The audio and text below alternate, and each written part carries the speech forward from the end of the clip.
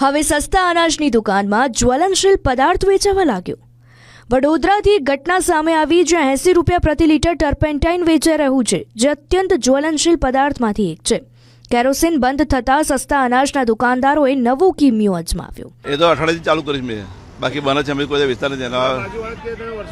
ના ભાઈ ના કે તો કેર છે વેચતા હતા, હવે બધા વેચે તો આપણે વેચીએ છીએ। આ બધા 1, 2 અને 3। અચ્છા, આ જ્વલનશીલ પદાર્થ તમે વેચી શકો ખરા દુકાન પર આવી રીતે? હવે બધા વેચે તો આપણે વેચીએ છીએ। અમારી ટીમે આ સમાચાર પ્રસારિત કર્યા અને પોલીસ તાત્કાલિક જલારામ પ્રોવિઝન સ્ટોર પર પહોંચી, ત્યારબાદ ટર્પેન્ટાઇનના કેરબા જપ્ત કરી વધુ તપાસ માટે FSL મોકલી અપાયા। હાલ અમો જે વેચાણ કરે છે દુકાનદાર, એમનો રૂબરૂ જવાબ લઈ રહ્યા છે અને એમની દુકાનની જે છે નિયમ અનુસાર જે તપાસણી કરીશું અને જે આ જ્વલનશીલ પદાર્થ છે એને હાલ અમે અમારા કબજે લઈશું અને અમારો જે તપાસ રિપોર્ટ છે અમે અમારા DSO સાહેબને સબમિટ કરીશું અને આગળની કાર્યવાહી પછી